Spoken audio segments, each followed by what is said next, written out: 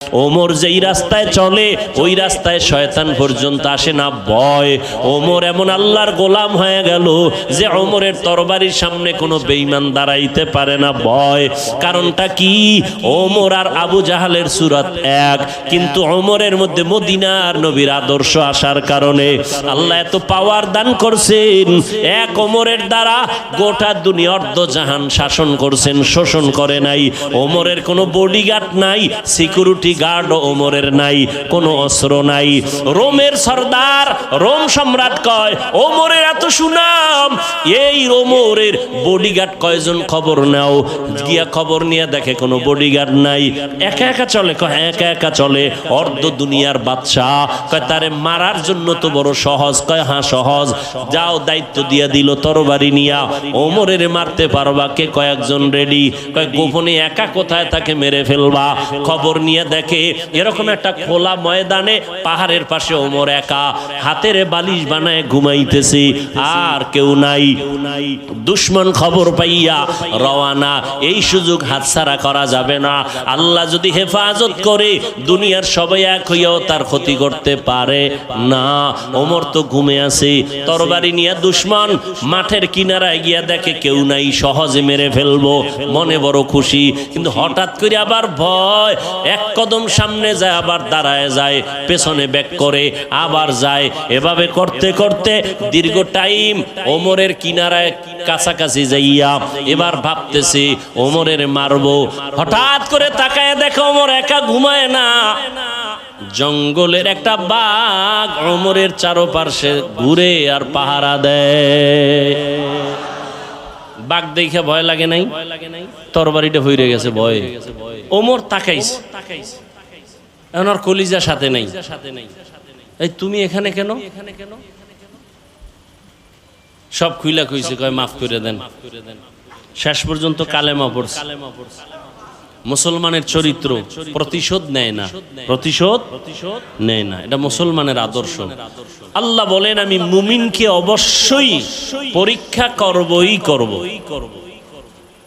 ভয়ের মাধ্যমে, ক্ষুধার মাধ্যমে, সম্পদের কোরবানি, জানের কোরবানি, ফলের ঘাটতির মাধ্যমে, পাঁচটা জিনিসের দ্বারা আমি মুমিনকে পরীক্ষা করবই করব।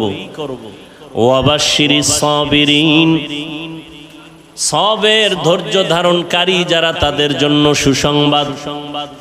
পয়গম্বর বলেন মান ইউরিদিল্লাহু বিহি খায়রান ইউসিব মিন, আল্লাহ যাকে বেশি মোহাব্বত করবেন, ভালোবাসবেন, তাকে আল্লাহ মুসিবতের পরীক্ষা নিবেন। তাহলে মুসিবত আশাটা আল্লাহর পক্ষ থেকে মুমিনের জন্য নেয়ামত, মুমিনের জন্য নেয়ামত। মুসিবত কে দিবেন? আল্লাহ দিবেন। উদ্ধার কে করবেন? আল্লাহ করবেন। মুসিবতটা কেন? আল্লাহ যাচাই করবেন তোমার ঈমানটা দুর্বল না মজবুত। আমি যে আয়াত পড়েছি এখানে পাঁচটা জিনিসের কথা বলা হয়েছে, তবে এই মুসিবতে আল্লাহ যে পরীক্ষা নিবেন পাঁচটা জিনিসের দ্বারা, পাশ করবে কারা আল্লাহ তাও বলে দিয়েছেন। একটা গুণ যাদের মধ্যে থাকবে তারা এই পাঁচ পরীক্ষায় পাশ করবে। আর এই পরীক্ষায় পাশ করলে সে দুনিয়াতেও বাদশা, আখিরাতেও বাদশা, বিনা হিসাবে জান্নাত। পাশ করার জন্য কয় পুঁজি? একটা পুঁজি লাগবে। পরীক্ষার বস্তু পাঁচটা, পাশ করতে হলে পুঁজি লাগবে কয়টা? পুঁজির নাম ধৈর্য। পুঁজির নাম ধৈর্য। তিন প্রকার: ইবাদতের বেলায় ধৈর্য, মুসিবতের বেলায় ধৈর্য, গুনাহের বেলায় ধৈর্য। সবর ফিল ইবাদাহ, সবর ফিল মুসিবাহ, সবর আনিল মাসিয়া। এই যে এখানে আপনারা বসছেন, এটা ইবাদতের সওয়াব। ১৫০০ বছর আগে রহমতের নবী বলেন, উলামায়ে আহলে হকের মজলিসে যখন কোন উম্মত কোরআন সুন্নাহর মোহাব্বত নিয়ে বের হয়, আল্লাহ প্রত্যেকের সাথে ৭০,০০০ রহমতের ফেরেশতাকে কাফেলা বানায় দেন। এবং ওই প্যান্ডেলকে পুরা ফেরেশতারা বেষ্টন করে নেন। যতক্ষণে প্যান্ডেল থাকবে, বয়ান চলবে, অনবরত আল্লাহর রহমত অবতীর্ণ হবে।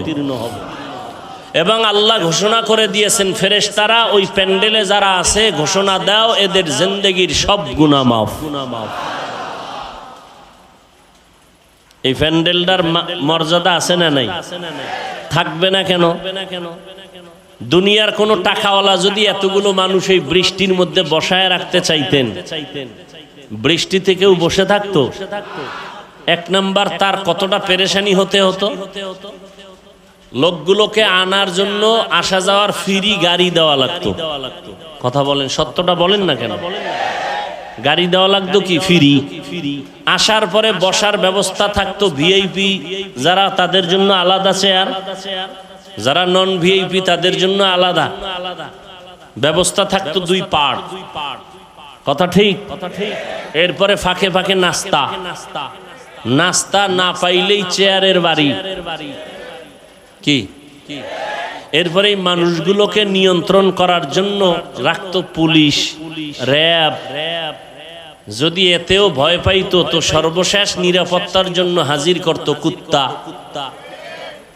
কারণ মানুষের উপরে বিশ্বাস নাই, কুত্তা বেঈমানি করে না, মানুষ বেঈমানি করে। কোনদিন কোন কুকুর মালিকের সাথে বেয়াদবি করেছে পৃথিবীতে কোনো প্রমাণ নাই। পশ্চিমা বিশ্বে খবর নিয়ে দেখেন, কুত্তা নিয়ে মালিক ঘুমায়, মহিলা ঘুমায়, কুত্তা নিয়ে কোলে নেয়, বাচ্চাকে কোলে নেয় না। কুত্তা পশু জাতির মধ্যে মালিকের চূড়ান্ত বিনয়ী গোলামির মধ্যে কুকুরের থেকে আর কেউ নেই। কুকুর হলো সব থেকে শ্রেষ্ঠ মালিকের গোলামির মধ্যে। কিন্তু একটু চিন্তা করেন তো, এটা একটা কোরআনের মাহফিল, দ্বীনের মাহফিল। আপনাদেরকে আসা যাওয়ার কোনো গাড়ি ভাড়া দেওয়া হয়েছে? কেউ নিজে ভাড়া দিয়ে আসছেন, কেউ পায়ে হেঁটে আসছেন, ঠিক না? নাস্তা দিছে? দিবে? দিবে না। বরং কিছু টাকা মাহফিলের জন্য রেখে দেওয়া হলো। বসার জন্য ভিআইপি ব্যবস্থা, নন ভিআইপি আলাদা করা আছে।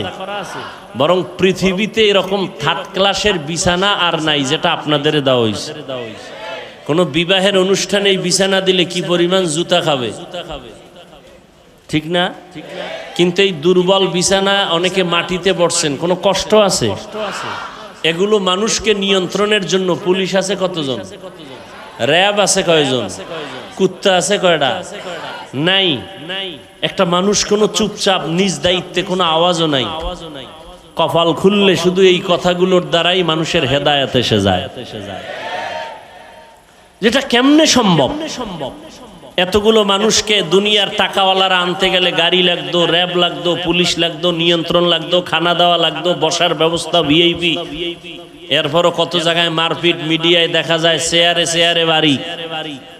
একই দলের মানুষ এই খাওয়ন দাওয়ন লয়ে কিলে বেজে গেছে, আছে না নাই? অথচ এখানে বৃষ্টি দেখেন কি বৃষ্টি হলো। এরপরও মানুষ আল্লাহর রহমতে বসে আছে, কোনো আওয়াজ নাই, কষ্ট নাই, খানারও চিন্তা নাই। এই মুহূর্তে কাউরে টেলিফোনও যদি কেউ করে রিসিভ করবে না, কেটে দিবে। আবার দিলে আবার কাটবে, আবার দিলে আবার কাটবে। চতুর্থবার যদি দেয় তখন কান্ডারের নিচে নিয়ে আস্তে করে বলবে, এই মেয়ে 4-3 বার কেটে দিলাম, আবার তুমি টেলিফোন করলা, তুমি বুঝো না আমি ব্যস্ত। আর যদি টেলিফোনটা ম্যাডাম করে তো আজকে রাত্রে তো খবর আছে। হাসার কথা না, বুঝার কথা। যেটা কেমনে সম্ভব?